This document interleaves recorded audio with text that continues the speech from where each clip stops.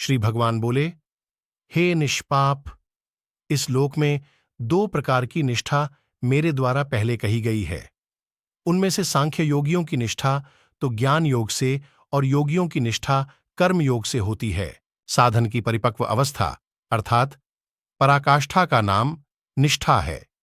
माया से उत्पन्न हुए संपूर्ण गुण ही गुणों में बरतते हैं, ऐसे समझकर तथा मन, इंद्रिय और शरीर द्वारा होने वाली संपूर्ण क्रियाओं में कर्तापन के अभिमान से रहित होकर सर्वव्यापी सच्चिदानंद घन परमात्मा में एक ही भाव से स्थित रहने का नाम ज्ञान योग है। इसी को संन्यास, सांख्य योग आदि नामों से कहा गया है। फल और आसक्ति को त्याग कर भगवदाज्ञानुसार केवल भगवदर्थ समत्व बुद्धि से कर्म करने का नाम निष्काम कर्म योग है। इसी को समत्व योग, बुद्धि योग, कर्म योग, तदर्थ कर्म, मदर्थ कर्म, मत कर्म आदि नामों से कहा गया है। मनुष्य न तो कमा का आरंभ किए बिना निष्कर्मता को यानी योग निष्ठा को प्राप्त होता है और न कर्मों के केवल त्याग मात्र से सिद्ध यानी सांख्य निष्ठा को ही प्राप्त होता है। निसंदेह कोई भी मनुष्य किसी भी काल में क्षणमात्र भी बिना कर्म किए नहीं रहता, क्योंकि सारा मनुष्य समुदाय प्रकृतिजनित गुणों द्वारा परवश हुआ कर्म करने के लिए बाध्य किया जाता है। जो मूढ़ बुद्धि मनुष्य समस्त इंद्रियों को हठपूर्वक ऊपर से रोककर मन से उन इंद्रियों के विषयों का चिंतन करता रहता है, वह मिथ्याचारी अर्थात दंभी कहा जाता है। जिस अवस्था को प्राप्त हुए पुरुष के कर्म अकर्म हो जाते हैं अर्थात फल उत्पन्न नहीं कर सकते, उस अवस्था का नाम निष्कर्मता है।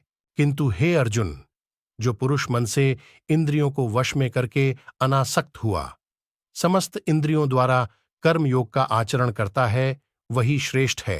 तू शास्त्र विहित कर्तव्य कर्म कर, क्योंकि कर्म न करने की अपेक्षा कर्म करना श्रेष्ठ है, तथा कर्म न करने से तेरा शरीर निर्वाह भी नहीं सिद्ध होगा। यज्ञ के निमित्त किए जाने वाले कर्मों से अतिरिक्त दूसरे कर्मों में लगा हुआ ही यह मनुष्य समुदाय कर्मों से बंधता है। इसलिए हे अर्जुन, तू आसक्ति से रहित होकर उस यज्ञ के निमित्त ही भलीभांति कर्तव्य कर्म कर। प्रजापति ब्रह्मा ने कल्प के आदि में यज्ञ सहित प्रजाओं को रचकर उनसे कहा कि तुम लोग इस यज्ञ के द्वारा वृद्धि को प्राप्त हो, और यह यज्ञ तुम लोगों को इच्छित भोग प्रदान करने वाला हो। तुम लोग इस यज्ञ के द्वारा देवताओं को उन्नत करो और वे देवता तुम लोगों को उन्नत करें। इस प्रकार निस्वार्थ भाव से एक दूसरे को उन्नत करते हुए तुम लोग परम कल्याण को प्राप्त हो जाओगे। यज्ञ के द्वारा बढ़ाए हुए देवता तुम लोगों को बिना मांगे ही इच्छित भोग निश्चय ही देते रहेंगे।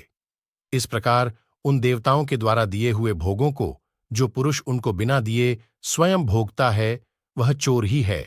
यज्ञ से बचे हुए अन्न को खाने वाले श्रेष्ठ पुरुष सब पापों से मुक्त हो जाते हैं, और जो पापी लोग अपना शरीर पोषण करने के लिए ही अन्न पकाते हैं, वे तो पाप को ही खाते हैं।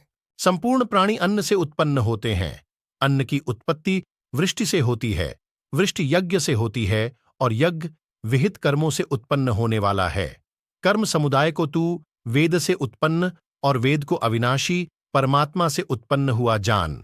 इससे सिद्ध होता है कि सर्वव्यापी परम अक्षर परमात्मा सदा ही यज्ञ में प्रतिष्ठित है। हे पार्थ, जो पुरुष इस लोक में इस प्रकार परंपरा से प्रचलित सृष्टि चक्र के अनुकूल नहीं बरतता अर्थात अपने कर्तव्य का पालन नहीं करता, वह इंद्रियों के द्वारा भोगों में रमण करने वाला पापायु पुरुष व्यर्थ ही जीता है।